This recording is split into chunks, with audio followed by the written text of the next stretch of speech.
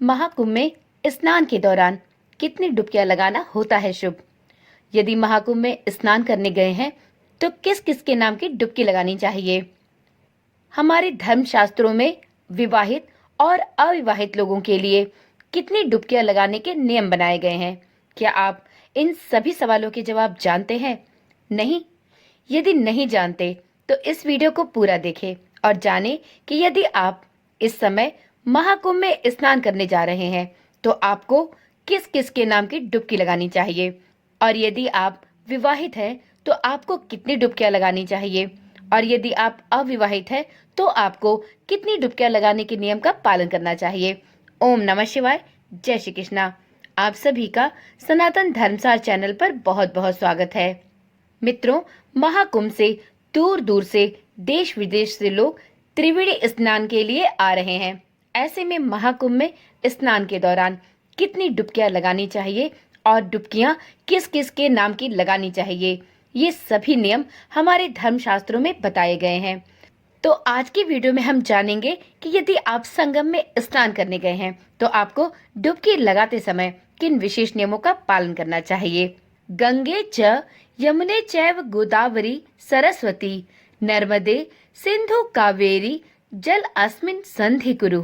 इस मंत्र का जाप करते हुए महाकुंभ में स्नान करने का आनंद और माँ गंगा, यमुना एवं सरस्वती के आशीर्वाद का अनुभव ही कुछ अलग है। महाकुंभ में जहाँ एक ओर अमृत स्नान को बहुत पुण्यकर माना गया है, तो वहीं अमृत स्नान के अलावा महाकुंभ के अन्य सामान्य दिनों में भी स्नान करना बहुत लाभकारी है। यही कारण है कि महाकुंभ में अमृत स्नान समाप्त होने के बाद भी अभी तक दूर दूर से देश विदेश से लोग आकर त्रिवेणी स्नान कर रहे हैं।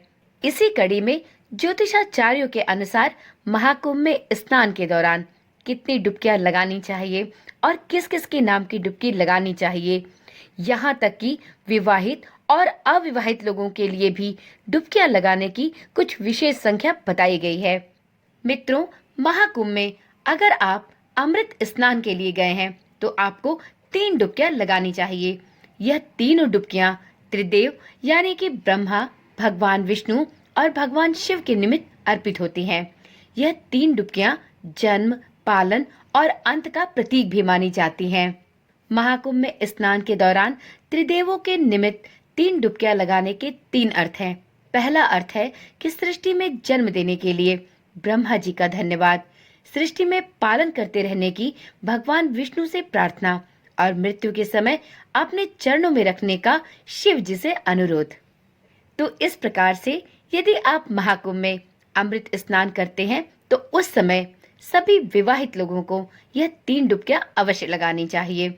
वहीं अगर आप महाकुंभ के सामान्य दिनों में स्नान के लिए जा रहे हैं, जैसा कि अमृत स्नान समाप्त हो चुके हैं और इस समय जितने भी साधक महाकुंभ में स्नान के लिए जा रहे हैं वह सभी महाकुंभ में अब सामान्य स्नान का ही लाभ ले सकेंगे। तो यदि ऐसे में आप सामान्य दिनों में स्नान के लिए जा रहे हैं तो आपको इस समय में 5 डुबकियां लगानी चाहिए।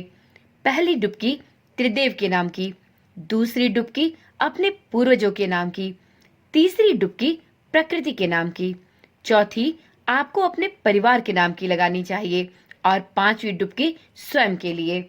लेकिन मित्रों, जो लोग विवाहित हैं उन्हें ही संगम में 3 या 5 डुबकियां लगानी चाहिए। इसके विपरीत जो व्यक्ति अविवाहित हो उन्हें संगम में 7 या 11 डुबकियां लगाने के नियम बताए गए हैं। तो यदि आप अविवाहित हैं तो आप ऐसे में जब भी महाकुंभ में स्नान के लिए जाएं या किसी भी नदी या सरोवर में स्नान करने जाएं तो आपको 7 या 11 डुबकियां लगानी चाहिए। वहीं इसके विपरीत यदि आप विवाहित हैं तो आपको ऐसे में अमृत स्नान के समय 3 डुबकियां और अन्य सामान्य दिनों में 5 डुबकियां लगानी चाहिए। वैसे तो डुबकी लगाने से जुड़े अन्य कई नियम हैं, लेकिन गृहस्थों के लिए उन नियमों का पालन करना थोड़ा कठिन है। ऐसे में गृहस्थ लोगों को 3 या 5 डुबकी लगाकर मंगल कामना करनी चाहिए और पूर्ण श्रद्धा से पवित्र नदियों को नमन भी अवश्य करना चाहिए। हाँ, यदि आप गृहस्थ हैं तो आपको एक विशेष नियम का पालन भी अवश्य करना चाहिए। मित्रों, महाकुंभ वास्तव में संत सन्यासियों के लिए है, लेकिन आज के समय में हर कोई व्यक्ति महाकुंभ या कुंभ में जाकर स्नान करके अपने लिए पुण्य कमाना चाहता है। अब जब आप महाकुंभ का भाग बन रहे हैं और स्नान भी कर रहे हैं, तो आते समय संतों का आशीर्वाद अवश्य ले। महाकुंभ में स्नान के दौरान कुछ अन्य विशेष बातों का भी ध्यान रखना आवश्यक होता है। जैसे यदि आप संगम में स्नान करने जा रहे हैं, तो सबसे पहले साधु संतों को स्नान करने दें, उग्रता न दिखाएं और अपने बारी की प्रतीक्षा करें। साधु संतों के स्नान करने के बाद ही आप महाकुंभ में डुबकी लगाने जाएं। डुबकी लगाते समय नाक या कान को अवश्य पकड़े। डुबकी लगाते समय मंगल कामना अवश्य करें, अर्थात आपके मन में जो भी अभिलाषाएं या इच्छाएं हों, आपको जो भी भगवान से प्रार्थना करनी हो, डुबकी लगाते समय वह प्रार्थना अवश्य करें।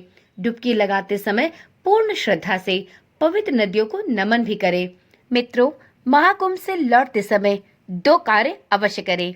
एक तो लौटते समय साधु संतों का आशीर्वाद अवश्य ग्रहण करें और दूसरा संगम का गंगा जल अपने घर में अवश्य लेकर आएं। तो चलिए मित्रों, आज की जानकारी यहीं पर समाप्त करते हैं। फिर मिलते हैं एक ऐसी ही नई और रोचक जानकारी वाली वीडियो के साथ। मित्रों, इस चैनल पर आपको इसी प्रकार की रोचक और ज्ञानवर्धक जानकारियां प्राप्त होती रहती हैं। यदि आप चैनल पर पहली बार आए हैं या आपने अभी तक इस चैनल को सब्सक्राइब नहीं किया है, तो चैनल को अभी ही सब्सक्राइब कर ले और साथ में नोटिफिकेशन बेल को भी जरूर ऑन कर ले, जिससे इस चैनल पर डाली जाने वाली सभी वीडियोस की सूचना आपके पास नियमित रूप से और सबसे पहले पहुंचती रहे। ओम नमः शिवाय। जय श्री कृष्ण। राधे राधे।